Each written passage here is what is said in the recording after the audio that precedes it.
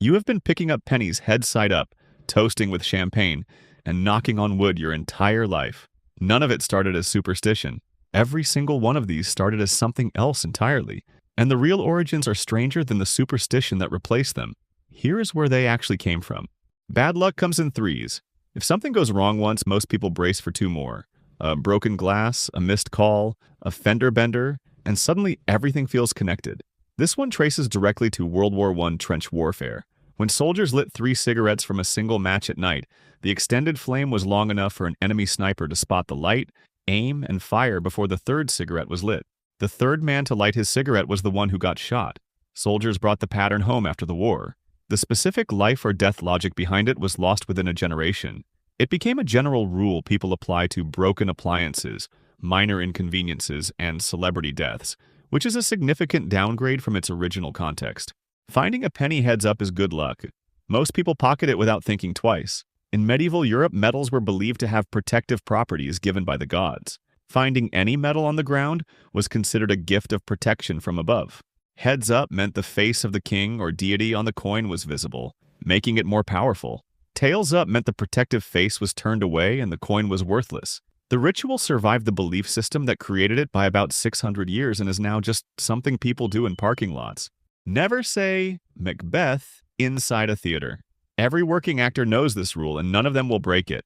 When Shakespeare wrote the play, he included real witchcraft incantations in the witch scenes, pulled from actual occult texts of the time. Rival acting companies allegedly used the play to sabotage performances by casting real curses during productions. Whether or not that worked, the play has an unusually documented history of accidents, injuries, and deaths spanning 400 years. Actors stopped saying the name as a precaution. The precaution became tradition. The tradition became law. Say it anyway and find out. Breaking a wishbone grants a wish to whoever gets the larger piece. The Romans invented this ritual, but not for luck. They believed chickens were oracles. After a chicken was used for food, the collarbone was dried in the sun and kept intact because the bird was thought to retain its prophetic power. People stroked it to make wishes. Eventually, 2 people started pulling it simultaneously. The Romans called it a lucky break. The English translated that phrase literally. Every Thanksgiving table in America is running a modified Roman divination ritual using a dead bird's collarbone. An itchy palm means money is coming. Most people have heard this one, and most people have no idea where it came from. The origin traces to the Saxons, who used silver to treat skin conditions. Rubbing silver on an irritated palm was genuine folk medicine.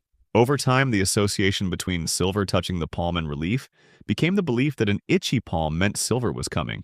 It migrated from medical practice into superstition, without anyone noticing the transition. You have been misreading a corrupted Saxon prescription every time your hand itches. Never whistle backstage in a theater. Most performers treat this as harmless tradition. This one actually got people killed. Before electrical systems existed, theater rigging was operated by sailors hired for their rope and pulley expertise.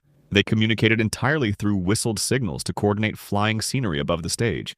An actor whistling casually backstage could accidentally trigger a cue. Hundreds of pounds of equipment would drop without warning. The no whistling rule was a workplace safety policy written in injuries. It is one of the few superstitions on this list that was completely correct. Beginner's luck is the belief that people new to something perform better than they should. Most people assume it is random chance. It is not. When an experienced player approaches a game, they overthink. They account for variables, second-guess decisions, and apply strategy that introduces hesitation. A beginner has none of that. They play instinctively without fear of losing, and without the mental weight of past failures. Beginner's luck is not luck at all. It is the performance advantage of having nothing to lose and no idea what you're doing wrong yet. Opening an umbrella indoors is bad luck. Most people have heard this since childhood without questioning it. The original reason was physics, not superstition. Early umbrellas had stiff metal spokes and opened with significant force. Opening one in a confined space regularly sent spokes into faces, eyes, and oil lamps. It was a documented injury problem. The spring-loaded umbrella was invented in 1759. The danger disappeared. The warning stayed because nobody went back and updated the explanation. You have been protecting yourself from an umbrella design that has not existed for 300 years. Spilling salt is bad luck. Most people throw a pinch over their left shoulder when it happens without knowing why. Salt was so expensive in the ancient world it was used as currency, which is where the word salary comes from. Wasting it was associated with broken agreements and betrayal for centuries before anyone painted anything. Leonardo da Vinci knew exactly what he was doing when he painted Judas Iscariot's elbow knocking over a salt cellar in the Last Supper. He used it as a visual signal to identify the betrayer before the betrayal happens in the scene. One of the most famous paintings in human history is built on a superstition most people treat as a kitchen habit. Never toast with water. Everyone knows you're supposed to raise a glass at a celebration, but the liquid inside it matters. In ancient Greece and Rome, water toasts were performed exclusively at funerals to honor the dead. Raising a glass of water in a celebratory setting was considered a direct invitation for death to join the occasion. The Greek and Roman military formalized this into a superstition that spread through European military culture for centuries. In several European militaries, toasting with water is still considered a serious offense at formal dinners. Next time someone toasts with a water glass at a wedding, you now know what they have technically just wished on the couple. Never give someone a wallet as a gift without putting money inside it first. An empty wallet given as a gift is considered bad luck for the recipient's finances. The origin traces to Italian and Eastern European folk tradition, where an empty vessel left in someone's home was considered an invitation for poverty to move in. A wallet given as a gift was always seated with a coin to ensure the recipient's wealth would grow rather than disappear. Department stores in parts of Europe still do this automatically when selling wallets today. The tradition outlasted the folk belief that created it and became a retail custom nobody questions anymore. Never rock an empty rocking chair. Most people have heard some version of this without knowing where it comes from. In Appalachian folk belief, an empty rocking chair in motion was an open invitation for spirits to sit down. Once seated, a spirit was considered a guest, and guests could not be asked to leave. The rocking chair was a threshold between the living and the dead that you could accidentally open by not paying attention. This superstition never spread globally because it never left the mountains where it started. It is one of the few superstitions on this list with a precise geographic address. A horseshoe above a door brings good luck. Most people assume it is about the shape. It is not.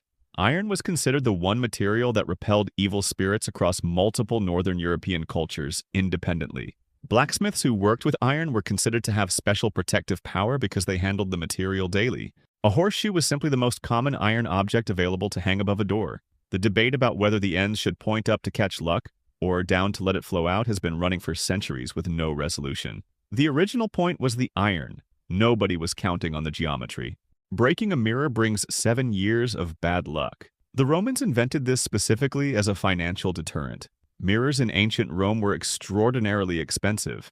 To discourage careless handling, Roman merchants spread the idea that the soul lived in a reflection, and breaking a mirror fractured it for 7 years. The 7-year timeline was chosen because Romans believed the body renewed itself completely on a 7-year cycle. It was manufactured superstition deployed as consumer protection. The mirrors got cheaper. The superstition outlasted the Roman Empire by 2,000 years and is still making people anxious about bathroom accidents today. Eating black-eyed peas on New Year's Day brings good luck and prosperity. Most people who follow this tradition have no idea where it actually came from. When General Sherman's army marched through the South in 1864, they destroyed or confiscated every food source they could find. Black-eyed peas and salt pork were left behind because Union soldiers considered them animal feed not worth taking. The surviving Southern population ate them through the winter on food the enemy had dismissed entirely. Making it through that winter on discarded food became associated with resilience and good fortune. The origin story was quietly replaced with vague references to prosperity. Now you know what it actually meant. You have been following rules written by Roman merchants, Saxon doctors, sailors, and soldiers who were trying not to get shot. None of it started as superstition. It started as something that made complete sense to someone at the time.